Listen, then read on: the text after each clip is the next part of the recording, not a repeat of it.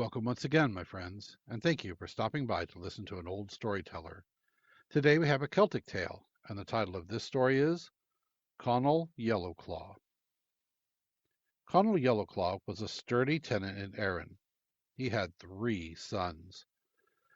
There was at the time a king over every fifth of Erin. It fell to the children of the king that was near Conall that they themselves and the children of Conall came to blows. The children of Conall got the upper hand, and they killed the king's big son. The king sent a message for Conall, and he said to him, "O Conall, what made your sons go to spring on my sons till my big son was killed by your children? But I see that though I follow you revengefully, I shall not be much better for it. And I will now set a thing before you, and if you will do it, I will not follow you with revenge.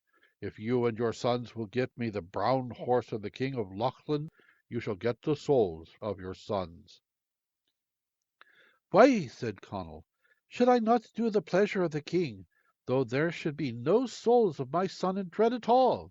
Hard is the matter you require of me, but I will lose my own life and the life of my sons, or else I will do the pleasure of the king." After these words Conall left the king, and he went home.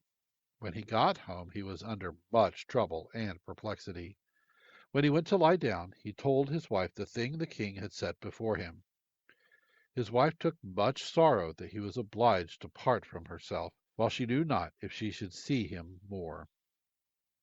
"O Conall," said she, "why dost thou not let the king do his pleasure to thy sons, rather than be going now, while I know not if I shall ever see thee more?" When he rose on the morrow, he set himself and his 3 sons in order, and they took their journey towards Lochlin, and they made no stop, but tore through ocean till they reached it.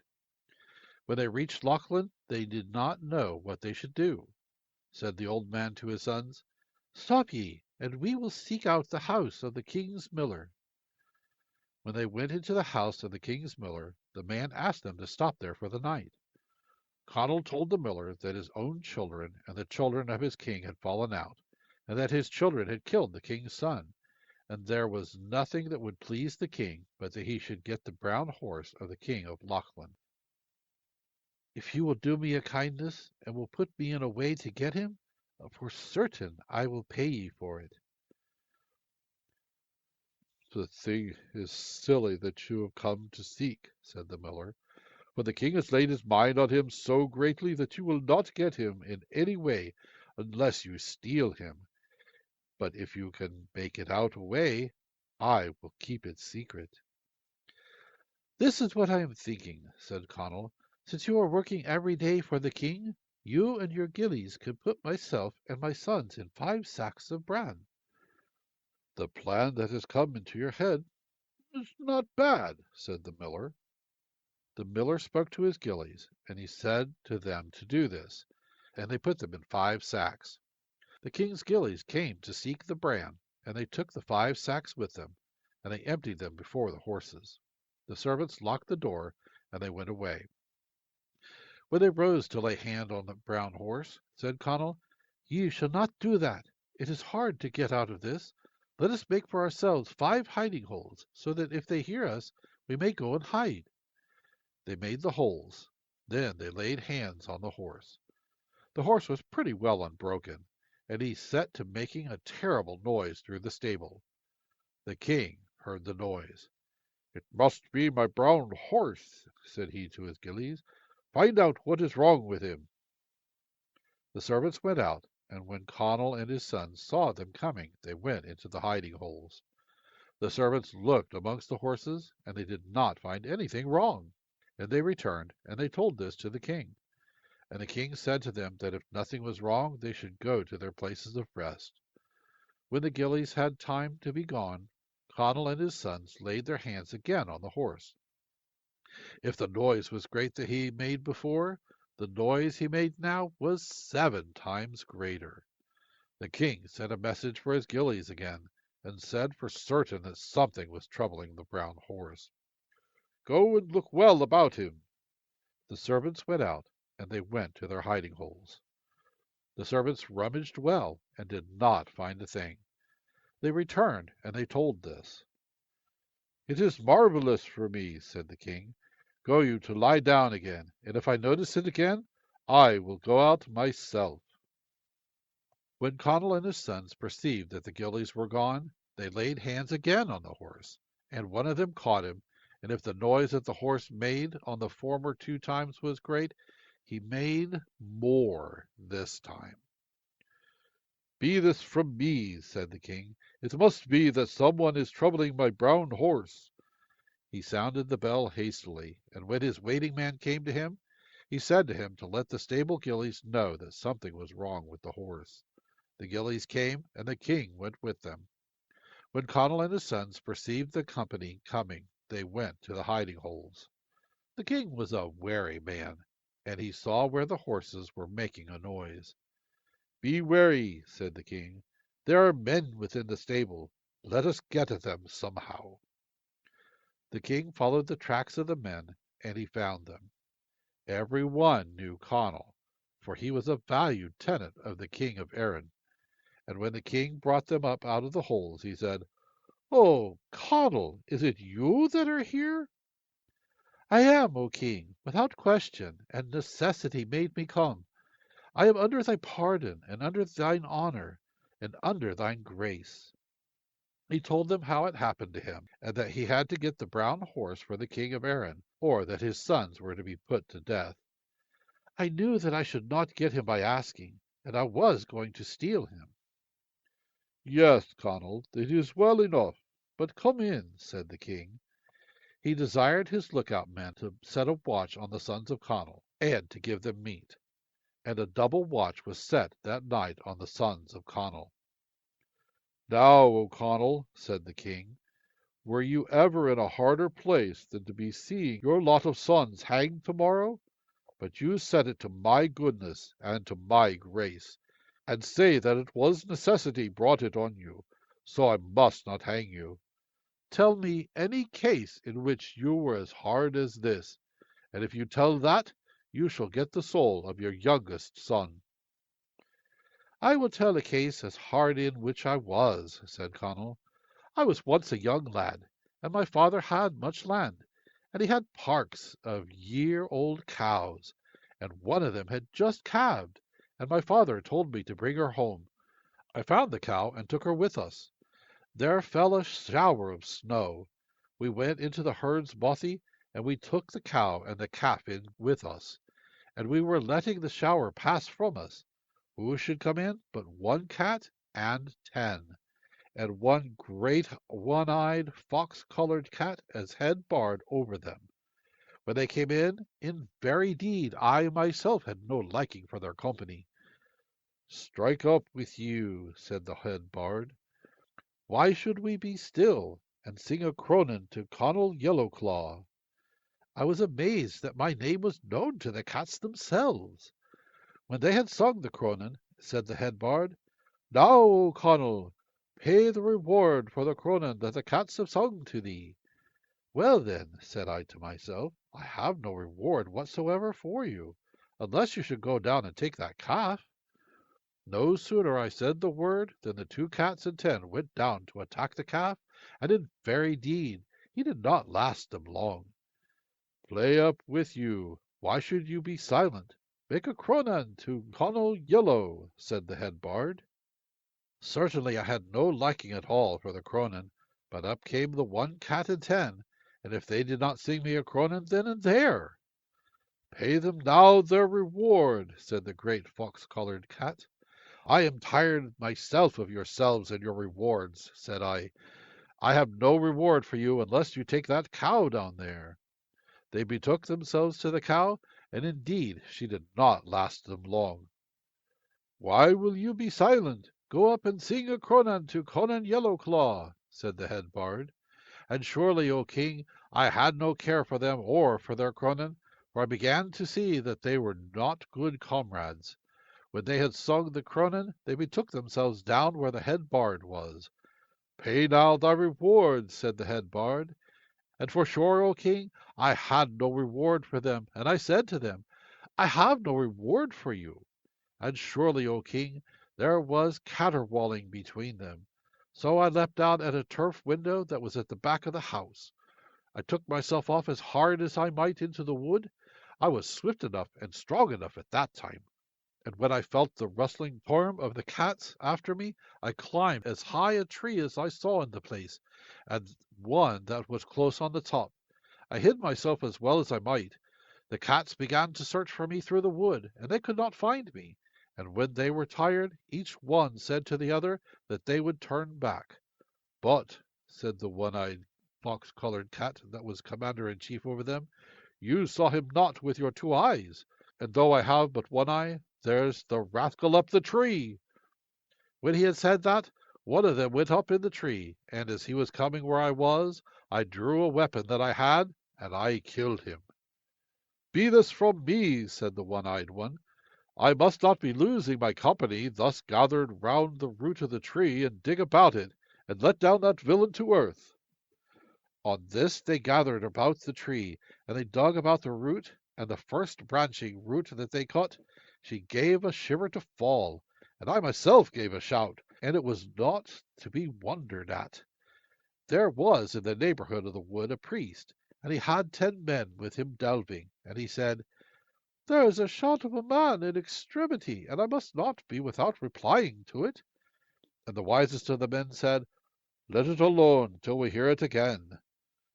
The cats began again, digging wildly, and they broke the next root, and I myself gave the next shout, and in very deed it was not a weak one. Certainly, said the priest, it is a man in extremity. Let us move. They set themselves in order for moving, and the cats arose on the tree, and they broke the third root, and the tree fell on her elbow. Then I gave a third shout.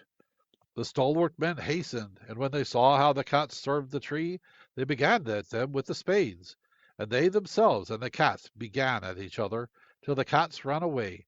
And surely, O king, I did not move till I saw the last one of them off, and then I came home, and that's the hardest case in which I ever was. And it seems to me that tearing by the cats were harder than hanging tomorrow by the king of Lachlan. O Conall, said the king, you are full of words. You have freed the soul of your son with your tale, and if you tell me a harder case than that, you will get your second youngest son, and then you will have 2 sons. Well then, said Conall, on condition that thou dost that, I will tell thee how I was once in a harder case than to be in thy power in prison tonight. Let's hear, said the king. I was then, said Conall, quite a young lad, and I went out hunting, and my father's land was beside the sea, and it was rough with rocks, caves, and rifts. When I was going on the top of the shore, I saw as if there was smoke coming up between 2 rocks, and I began to look what might be the meaning of the smoke coming up there. When I was looking, what should I do but fall? And the place was so full of heather that neither bone nor skin was broken. I knew not how I should get out of this. I was not looking before me, but I kept looking overhead the way I came, and thinking that the day would never come that I could get up there. It was terrible for me to be there till I should die. I heard a great clattering coming, and what was there but a great giant and 24 of goats with him, and a buck at their head. And when the giant had tied the goats, he came up and he said to me, Hey ho, Conall, it's long since my knife has been rusting in my pouch, waiting for thy tender flesh. Oh, said I, it's not much you would be bettered by me, though you should tear me asunder. I would make but one meal for you, but I see that you are one-eyed. I am a good leech, and I will give you the sight of the other eye. The giant went, and he drew the great cauldron on the site of the fire. I myself was telling him how he should heat the water, so that I should give it sight to the other eye. I got heather and made a rubber of it, and I set him upright in the cauldron. I began at the eye that was well, pretending to him that I would give its sight to the other, till I left them as bad as each other, and surely it was easier to spoil the one that was well than to give sight to the other. When he saw that he could not see a glimpse, and when I myself said to him that I would get out in spite of him, he gave a spring out of the water, and he stood in the mouth of the cave, and he said that he would have revenge for the sight of his eye. I had but to stay there crouched the length of the night, holding in my breath in such a way that he might not find out where I was. When he felt the birds calling in the morning, and knew that the day was, he said, Art thou sleeping? Awake, and let out my lot of goats. I killed the buck. He cried, I do believe thou art killing my buck. I am not, said I, but the ropes are so tight that I take long to loose them. I let out one of the goats, and there he was caressing her, and he said to her, There thou art, shaggy, hairy white goat, and thou seest me, but I see thee not.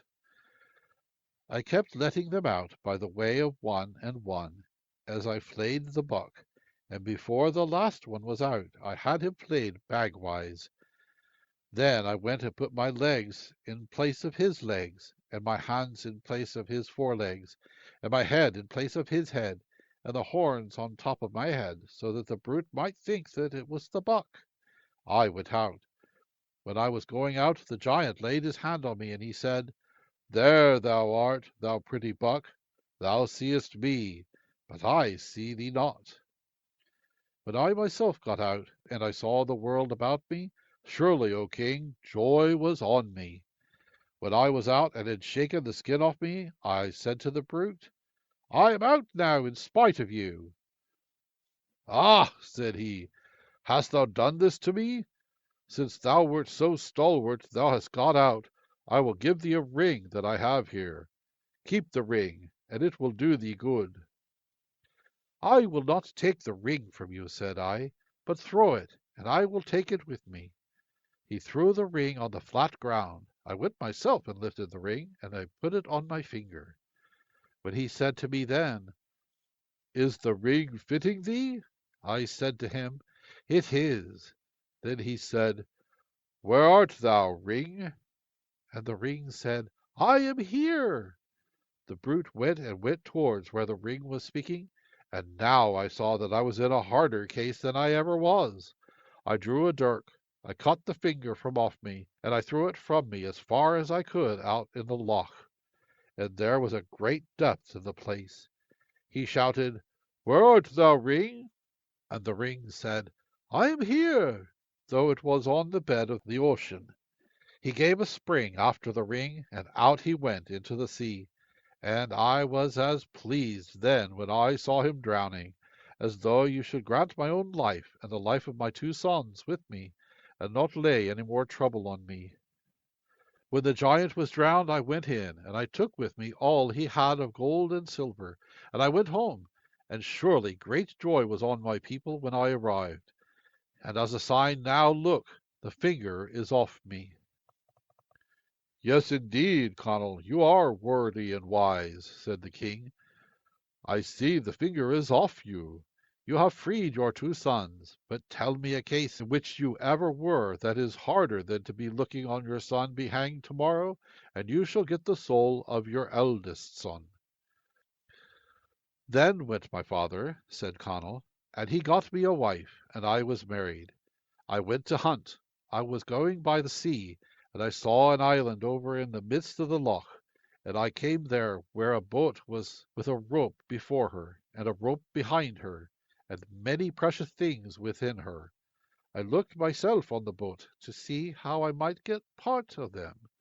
I put in one foot, and the other foot was on the ground, and when I raised my head, what was it but the boat in the middle of the loch, and she never stopped till she reached the island. When I went out to the boat returned where she was before. I did not know now what I should do. The place was without meat or clothing, without the appearance of a house on it. I came out on top of a hill, and then I came to a glen. I saw in it, at the bottom of a hollow, a woman with a child, and the child was naked on her knee, and she had a knife in her hand. She tried to put the knife to the throat of the babe, and the babe began to laugh in her face, and she began to cry, and she threw the knife behind her. I thought to myself that I was near my foe and far from my friends, and I called to the woman, "What are you doing here?" And she said to me, "What brought you here?" I told her myself, word upon word, how I came. "Well, then," said she, "it was so I came also." She showed me to the place where I should come in, where she was. I went in, and I said to her, "What was the matter that you were putting the knife on the neck of the child?" "It is that he must be cooked for the giant who is here, or else no more of my world will be before me." Just then we could hear the footsteps of the giant. "What shall I do? What shall I do?" cried the woman. I went to the cauldron, and by luck it was not hot. So in it I got just as the brute came in. "Hast thou boiled that youngster for me?" he cried. "He's not done yet," said she, and I cried out from the cauldron, "Mammy, mammy, it's boiling I am." Then the giant laughed, and heaped on wood under the cauldron. And now I was sure I would scold before I could get out of that. As fortune favored me, the brute slept beside the cauldron. There I was scalded by the bottom of the cauldron. When she perceived that he was asleep, she set her mouth quietly to the hole that was in the lid, and she said to me, "Was I alive?" I said I was. I put up my head, and the hole in the lid was so large that my head went through easily. Everything was coming easily with me till I began to bring up my hips. I left the skin of my hips behind me, but I came out. When I got out of the cauldron, I knew not what to do. And she said to me that there was no weapon that would kill him but his own weapon. I began to draw his spear, and every breath that he drew I thought I would be down his throat, and when his breath came out I was back again just as far. But with every ill that befell me, I got the spear loosed from him. Then I was won under a bundle of straw in a great wind, for I could not manage the spear. And it was fearful to look on the brute, who had but one eye in the midst of his face, and it was not agreeable for the like of me to attack him. I drew the dart as best I could, and I set it in his eye.